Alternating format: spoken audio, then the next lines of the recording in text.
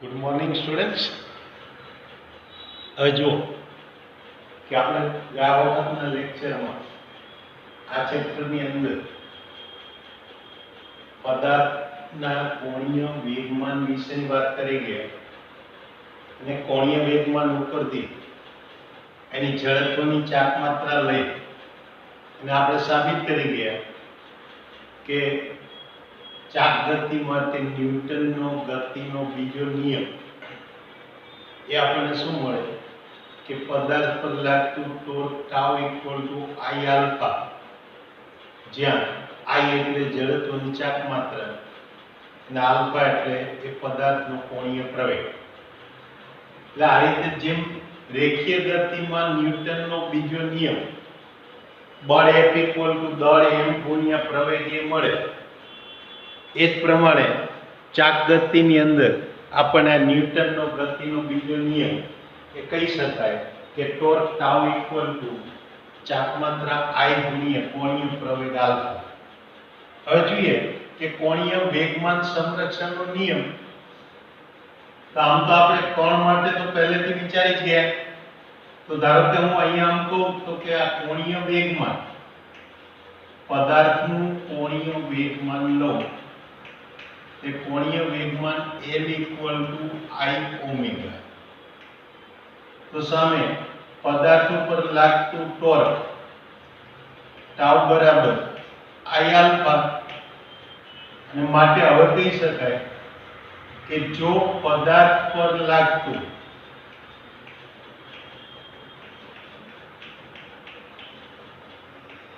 પરિણામી બાહ્ય ટોર્ક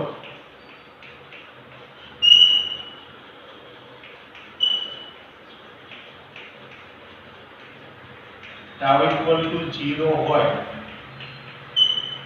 તો ચલો જો ટોર્ક ટાઉ ને 0 લઈએ તો tau equal to I alpha equal to 0.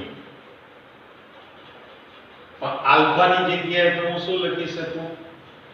d square omega upon dt square. એટલે આ રીતે આલ્ફાની જગ્યાએ હું લખી શકીશ d square omega by dt square. હવે અહીંયા જોઈએ તો આ ટાઉ ઇક્વલ ટુ 0 હોય તો આમ કહી શકાય કે આલ્ફા ઇક્વલ ટુ 0, અને જો આલ્ફા બરાબર 0 થાય તો આ કોણીય વેગ ઓમેગા અચળ થાય, અને કોણીય વેગ અચળ થાય માટે કહી શકાય કે કોણીય વેગમાન L બરાબર I ઓમેગા બરાબર અચળ હોય. કારણ કે કોણીય પ્રવેગ એટલે કોણીય વેગનું સમયની સાપેક્ષે વિકલન, પણ જો પ્રવેગ શૂન્ય હોય તો પદાર્થ અચળ વેગથી ગતિ કરતો હોય. એટલે આ રીતે કોણીય પ્રવેગ શૂન્ય હોય તો કોણીય વેગ અચળ થાય, અને કોણીય વેગ અચળ હોય અને આપેલ ભ્રમણાક્ષને અનુલક્ષીને આપેલા દ્રઢ પદાર્થ માટે જડત્વની ચાક માત્રા બદલાતી નથી, એટલે ચાક માત્રા I પણ અચળ, એટલે I ઓમેગા એટલે કે કોણીય વેગમાન અચળ હોય. અને માટે કહી શકાય, માટે જો પદાર્થ પર લાગતું પરિણામી બાહ્ય ટોર્ક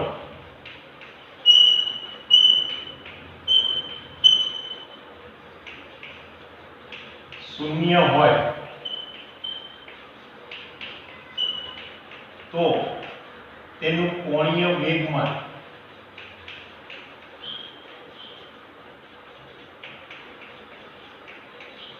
અચળ રહે છે.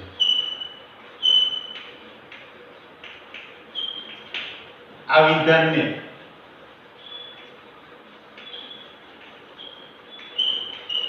કોણીય વેગમાન સંરક્ષણનો નિયમ કહેવાય.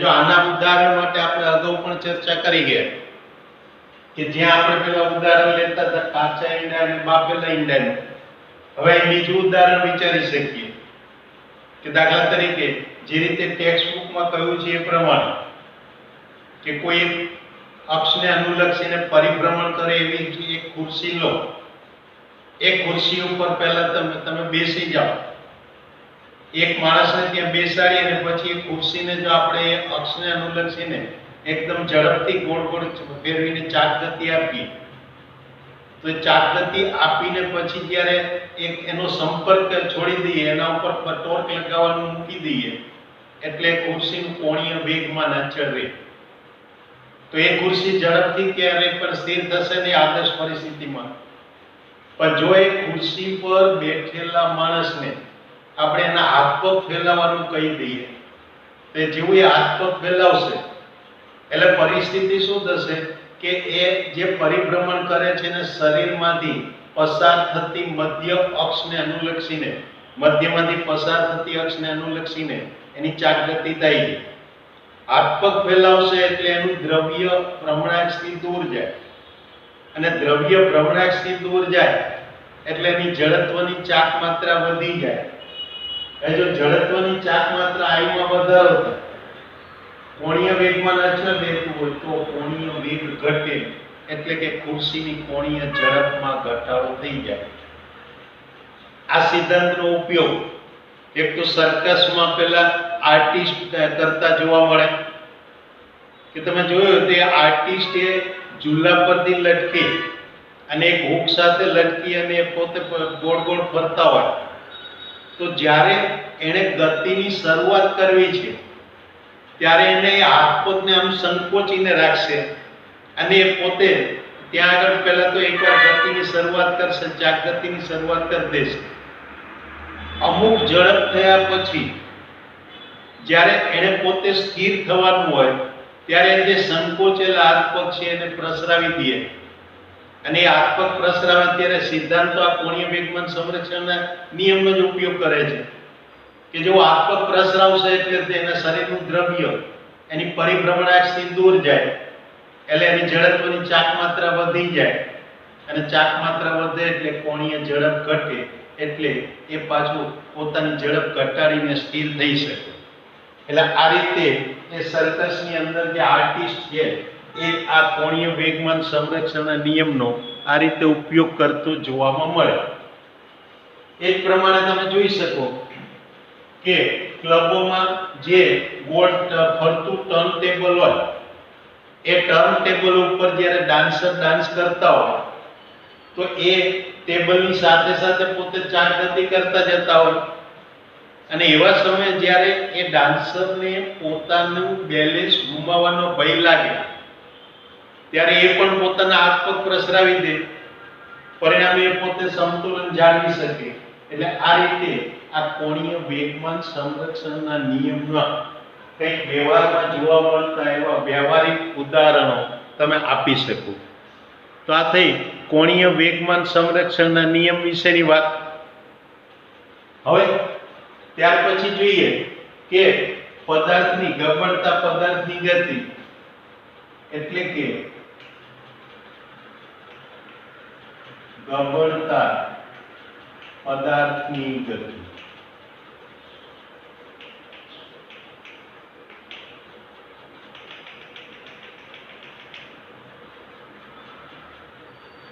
માનો કે આ તમારી પાસે કોઈ એક સમતલ સપાટી છે,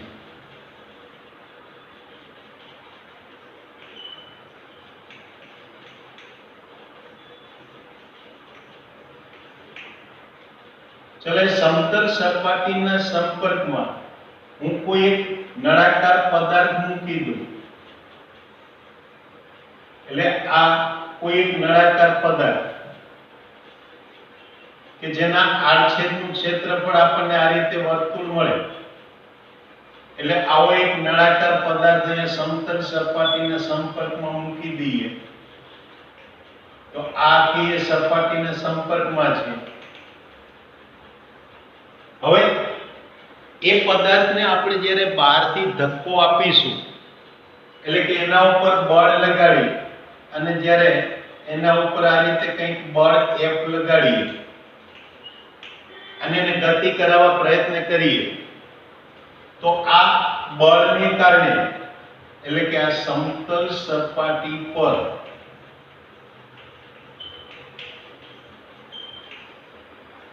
ગબડી શકે તેવા પદાર્થ, ઉદાહરણ તરીકે નળાકાર, એના પર કંઈક બાહ્ય બળ લગાડવામાં આવે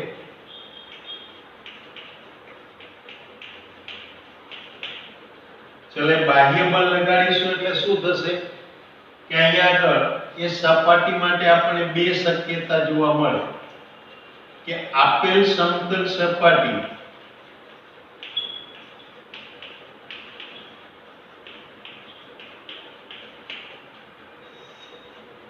કાં તો ઘર્ષણ રહિત હોય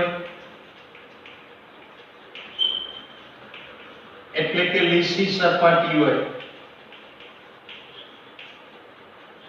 અને કાં તો કે ઘર્ષણ ધરાવતી હોય એટલે કે ઘર્ષણ યુક્ત સપાટી હોય, ટૂંકમાં ખરબચડી સપાટી હોય.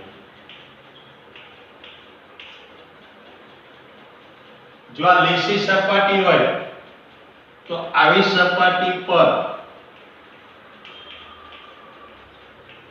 એ પદાર્થ જે છે એ માત્ર રેખીય ગતિ કરે.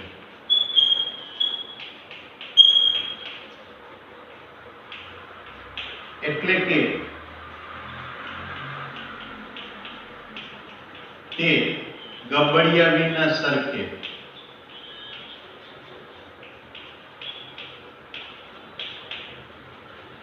આ એક શક્યતા થઈ કે સપાટી લીસી હોય તો આ પ્રકારે જોવા મળે, પણ જો એ સપાટી ઘર્ષણયુક્ત એટલે કે ખરબચડી સપાટી હોય તો એવી સપાટી પર એ પદાર્થ એ સરક્યા વિના ગબડે.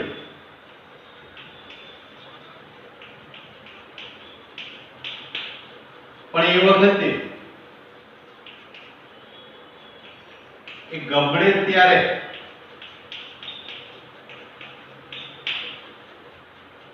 તેનું દ્રવ્યમાન કેન્દ્ર છે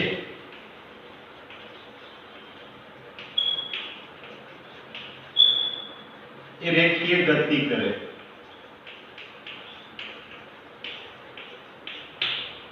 અને પદાર્થ પોતે ચાક ગતિ કરતો હોય એટલે કે અહીંયા આગળ જ્યારે પદાર્થ ગબડતો હોય ત્યારે એ પદાર્થની પાસે એનું દ્રવ્યમાન કેન્દ્રની રેખીય વેગ પણ હોય, તો સામે પદાર્થની સપાટી પર એટલે કિનારી પર આવેલા પદાર્થના કણો કે એના દરેકે દરેક કણ માટે પોતાની ચાક ગતિને કારણે કોણીય વેગ પણ હોય. તો આપણે જે અહીંયા આગળ વાત કરવાની છે સરક્યા વિના ગબડતા પદાર્થ માટેની વાત કરવાની. એટલે હવે અહીંયા સરક્યા વિના ગબડતા પદાર્થનો વિચાર કરું તો સરક્યા વિના ગબડતા પદાર્થની ગતિ વિચારીએ.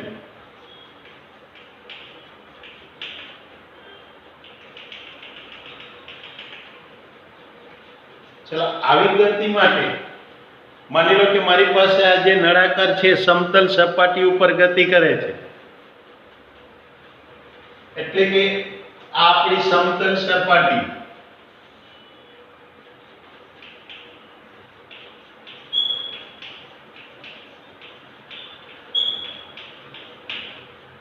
એના ઉપર કોઈ નળાકાર પદાર્થ કે ગોળાકાર પદાર્થ મૂકીએ એટલે આ એનું દ્રવ્યમાન કેન્દ્ર.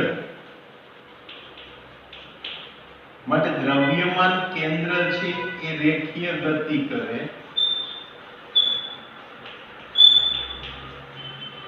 પદાર્થ આ દ્રવ્યમાન કેન્દ્રમાંથી પસાર થતી અક્ષને અનુલક્ષીને એ કોણીય વેગ ઓમેગા થી ચાક ગતિ કરે.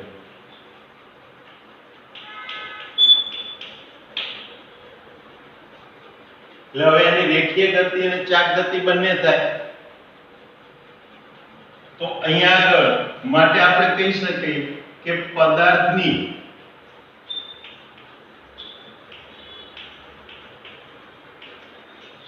જો હું કુલ ગતિ ઉર્જા શોધું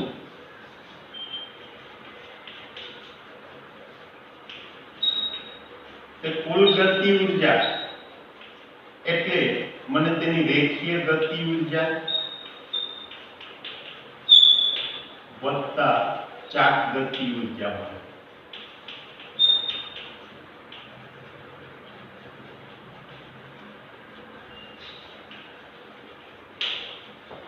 એટલે આની કુલ ગતિ ઉર્જા મળે. તો માનો કે કુલ ગતિ ઉર્જા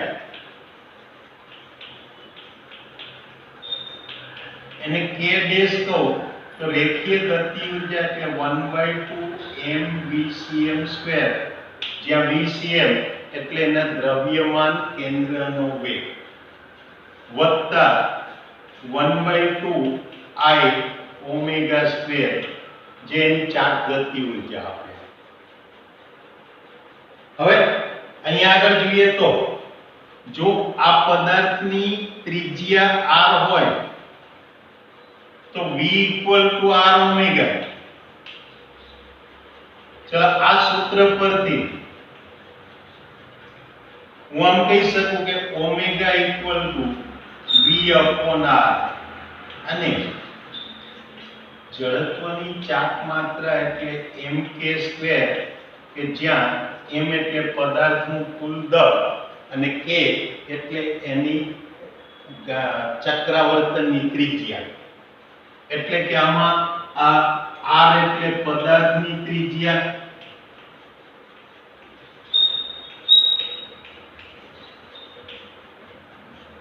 k એટલે એ પદાર્થની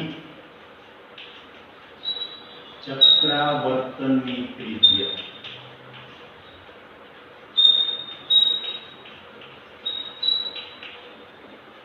ચલો આ કિંમતો અહીંયા મૂકી દઉં તો માટે હું કહી શકું કે પદાર્થની કુલ ગતિ ઉર્જા k ડેશ બરાબર 1/2 mvcm² પ્લસ 1/2 I ઓમેગા² ની જગ્યાએ mk², એટલે I ની જગ્યાએ mk² તો ઓમેગા ની જગ્યાએ પાછો હું લખી શકીશ v/r પરથી vcm² r².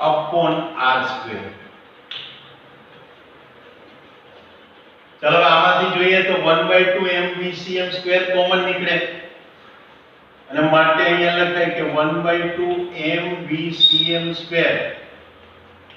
ચલો એ કોમન લઉં તો અહીંયા વધશે 1 પ્લસ અહીંયા વધશે k² r². એટલે આ રીતે આ પદાર્થની કુલ ગતિ ઉર્જા આપણને મળે. એટલે હવે જો પદાર્થ સરક્યા વિના ગબડતો હોય તો એની કુલ ગતિ ઉર્જા એ આપણને પદાર્થ ગબડ્યા વિના સરકે ત્યારે મળતી ઉર્જા કરતા વધારે મળે. કારણ કે જો પદાર્થ ગબડ્યા વિના સરકતો હોય તો એની ગતિ ઉર્જા માત્ર 1/2 mvcm² જેટલી મળે. જ્યારે એ પદાર્થ સરક્યા વિના ગબડતો હોય તો એ ગતિ ઉર્જા 1/2 mvcm² into bracket 1 plus k² r² મળે. આ સમતલ સપાટી માટેની વાત થઈ. પણ આ જ વસ્તુ તમે જો ઢાળ ઉપરથી પદાર્થ ગબડતો હોય તો પણ લઈ શકો. અને જ્યારે પદાર્થ કોઈ આવા ઢાળ પરથી ગબડતો હોય એટલે હવે અહીંયા આગળ હું આમ કહી શકું કે ઢાળ પરથી ગબડતા પદાર્થ માટે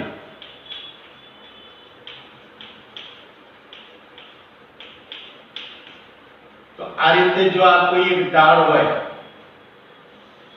કે જ્યાં h ઊંચાઈનો ઢાળ લઈએ, આ એક ઢાળનો ખૂણો થીટા હોય, સપાટીની લંબાઈ એટલે d હોય, તો આવા ઢાળ ઉપરથી પદાર્થ ગબડતો હોય ત્યારે હું આમ કહી શકું કે આ ઢાળની ટોચ પર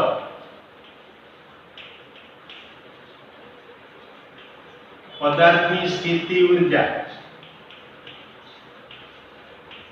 બરાબર એ ઢાળના તળિયે તેની કુલ ગતિ ઉર્જા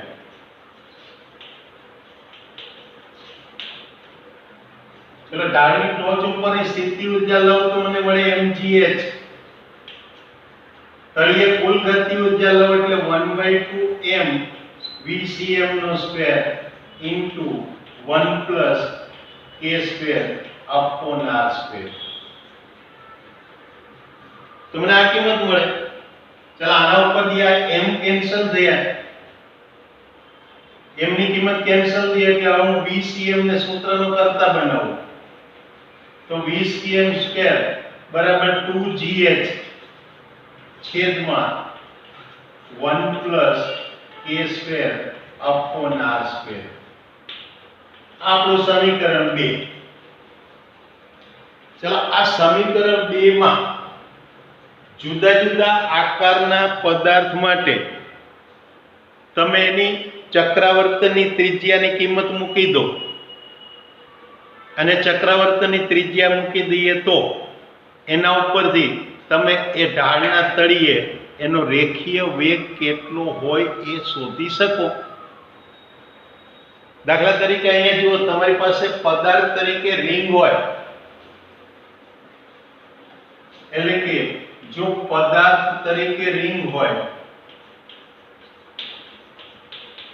તો એની ચક્રાવર્તનની ત્રિજ્યા k બરાબર r થાય અને માટે vcm સ્ક્વેર બરાબર 2gh upon 1 plus r square upon r square, એટલે કે અહીંયા આગળ તમે કહી શકો gh અને માટે vcm is equal to under root gh. એટલે આ રીતે પદાર્થની રેખીય ઝડપ એ under root gh હોય.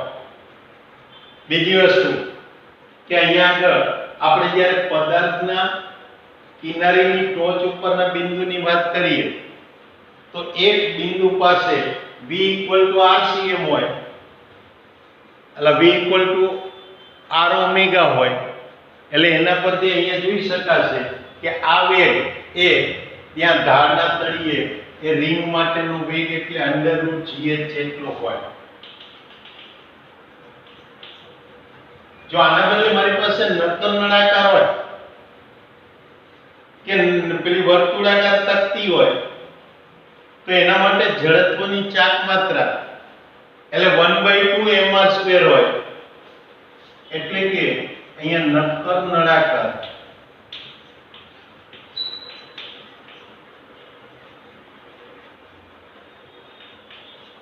તો એના માટે I બરાબર 1/2 mr² અને માટે આને mk² સાથે સરખાવો તો k² બરાબર હું અહીંયા લખી શકું r²/2 અને જો k² ની કિંમત r²/2 મૂકીશ તો એના ઉપરથી આ vcm² બરાબર 2gh છેદમાં 1 પ્લસ r² અપોન 2r², એટલે કે 1 પ્લસ 1/2 એટલે 3/2 અને 3/2 એટલે આ કિંમત થઈ 4gh અપોન 3 અને માટે આ vcm જોઈતું હોય તો આનું વર્ગમૂળ લો, એટલે કે હું અહીંયા લખી શકું કે vcm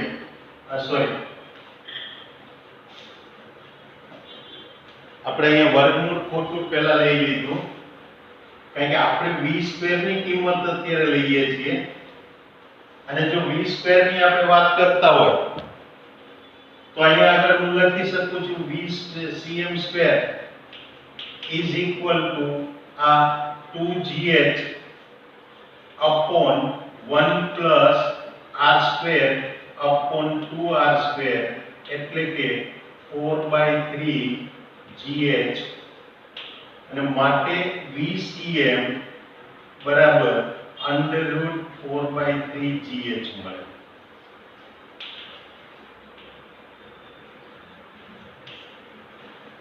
આ જ રીતે તમારી પાસે ગોળાકાર પદાર્થ હોય તો નક્કર ગોળા માટે એની જે જડત્વની ચાક માત્રા છે એ આપણને મળશે 2/5 mr² અને જો એ 2/5 mr² મળે તો એના ઉપરથી હું એમ કહી શકું કે એની જે ચક્રાવર્તનની ત્રિજ્યાની કિંમત શોધી શકું અને ચક્રાવર્તનની ત્રિજ્યાની કિંમત આમાં મૂકી અને એ જો જોઈએ તો એ ગોળા માટે આપણને કિંમત મળશે 10/7 GH, એટલે કે અહીંયા નક્કર ગોળા માટે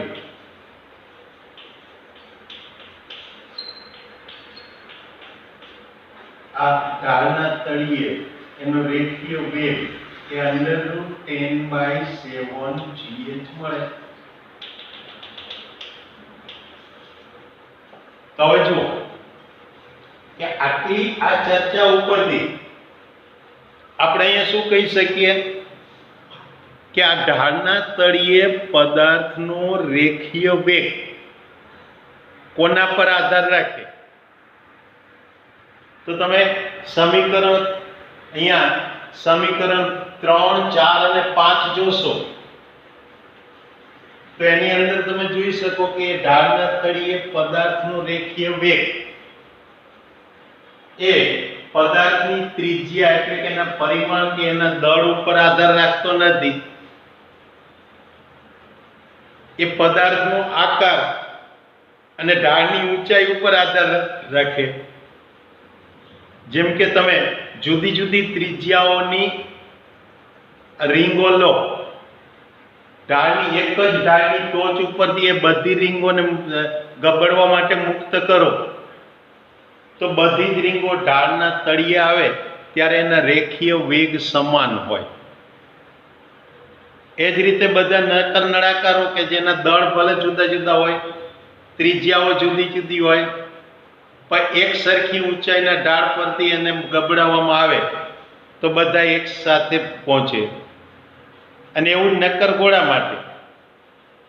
પણ હવે માની લો કે ઢાળ પરથી તમે પદાર્થને ગબડાવવાના બદલે એમને એમ લીસી સપાટી રાખીને મુક્ત કરો તો એની પાસે જે ગતિ ઉર્જા હશે કઈ હશે? માત્ર રેખીય ગતિ ઉર્જા. અને રેખીય ગતિ ઉર્જા હશે તો અહીંયા આગળ એના માટે તમે જોઈ શકશો કે એનો રેખીય વેગ જે છે એ √2GH જેટલો મળશે. અને એ કહી શકાય કે એ પદાર્થનો રેખીય વેગ સૌથી વધારે મળે.